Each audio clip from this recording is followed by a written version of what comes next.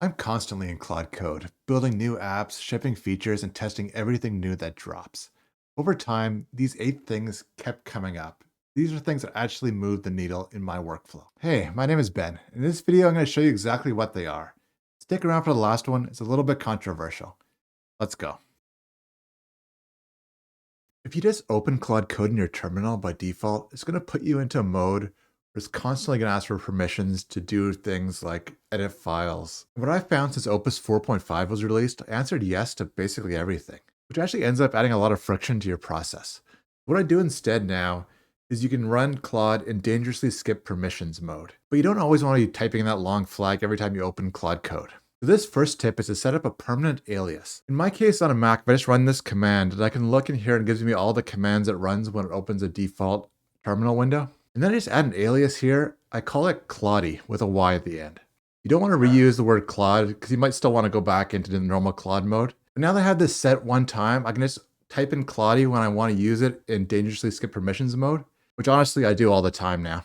This has saved me so much time and aggravation, but if that sounds too risky to you, Claude just released a new research preview for auto mode, which gives you a lot of the benefits of dangerously skip permissions, but does add some more blocking for dangerous actions. As of this recording, it's not available in most plans, but stay tuned because I'm sure they'll be rolling it out more generally soon.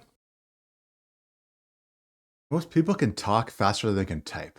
Claude Code's released voice mode. All you have to do is hold down the spacebar in Claude Code and it'll start transcribing. But I actually use this in 2 different ways.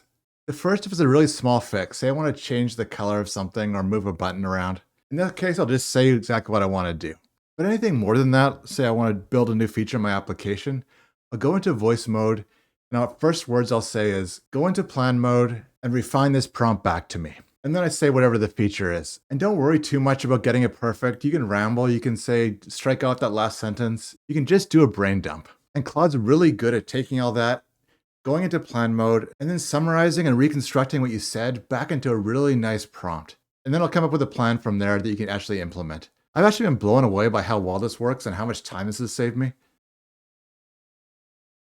I was on a trip recently and I was surprised by how much less efficient I was using Claude Code on just a small laptop screen compared to my home dual monitor setup. This next tip's kind of an obvious one, but it actually gives you a lot of efficiency. It has to do with how you set up your local dev environment. So what I like to do is have Claude Code on one screen, have my code editor next to it, and have them linked together using the /IDE command. I still like to look at my code as Claude Code's doing it. Sometimes I'm looking at the code I did in a previous prompt. Having those two right next to each other really works well. And then the second monitor, I want to have my application running in hot refresh mode.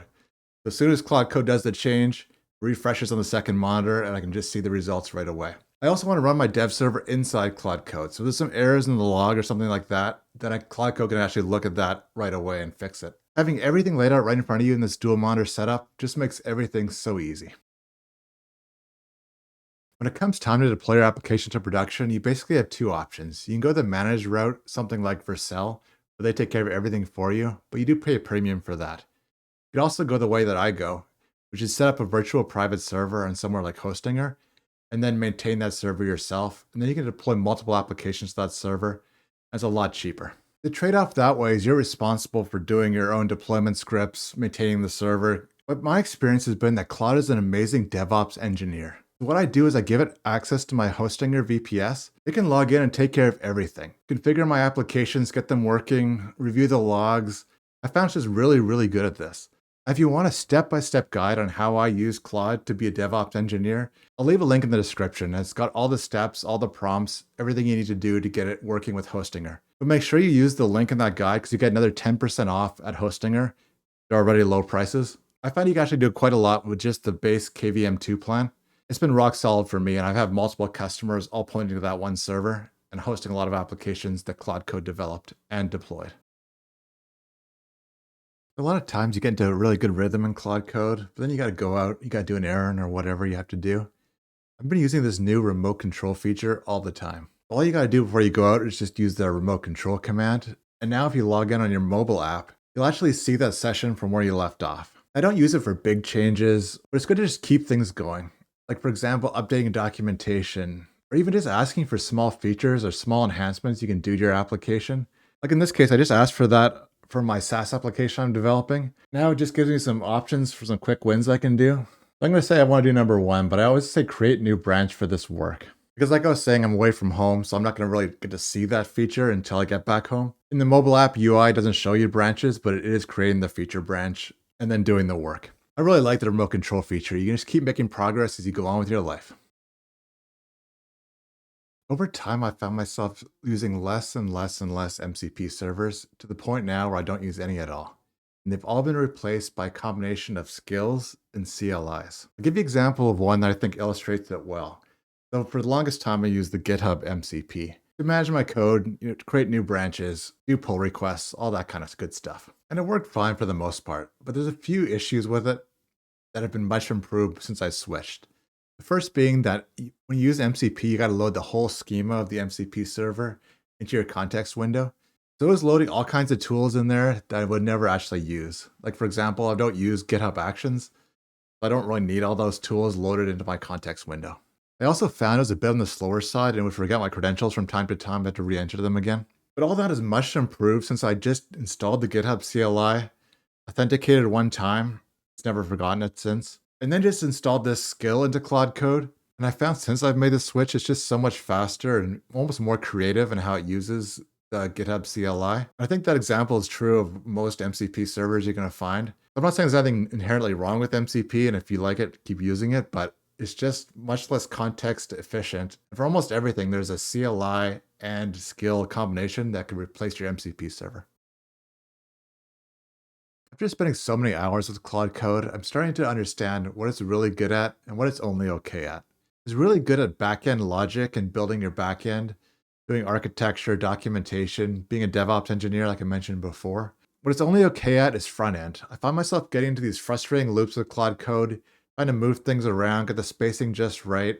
Especially if you're trying to do a more bespoke design with something like Tailwind CSS, you can really get yourself into a lot of annoying loops. What I found really helps with this is using ShadCN. Then you're just giving Claude Code building blocks that I can use to put them together and give you a nice looking UI. It's usually on the boring side. A lot of times that's what users want. They just want a simple UI that works, that looks decent. And my strategy has been to use something like Google Stitch to get together some front-end designs, give those to Claude Code, spend some time on the landing page for your application, and then when you get the actual inside your application, switch to ShadCN for everything. It's going to make your life a lot easier. And the final tip is don't use frameworks. That might sound weird coming from me. I've done some popular videos on frameworks like SpecKit and Superpowers. But I've kind of come to the conclusion that Claude's outgrown the need for frameworks. Problem is, when you use a framework, you're always kind of thinking, is this really worth it? They're a lot more token inefficient, so you end up spending a lot more of your tokens on the frameworks.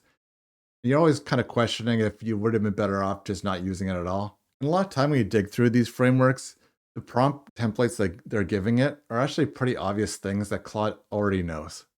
You're just kind of wasting extra context on it. What you can do though is if you find things in these frameworks you like, for example, Superpowers has a brainstorming skill, you can just install that skill now. If you just go to skills.sh, you can just pick and choose what skills you might want or find useful and just play around with those. But generally speaking, I've had the best luck just maintaining my own skill library and just suiting it to what I'm trying to build and my own preferences and tastes. And kind of like I was saying before with the MCP servers, I don't think there's anything wrong with these frameworks. I just don't think the juice is worth the squeeze. I'm going to have a lot more Claude Code content coming up. Like for example, I'm going to be building a mobile app to go along with my SaaS offering. I'm going to do some videos on that, on how I use Claude Code to build a mobile app. If that kind of content sounds interesting to you, make sure you subscribe to the channel. I hope you're having an amazing day. I'll talk to you in the next one.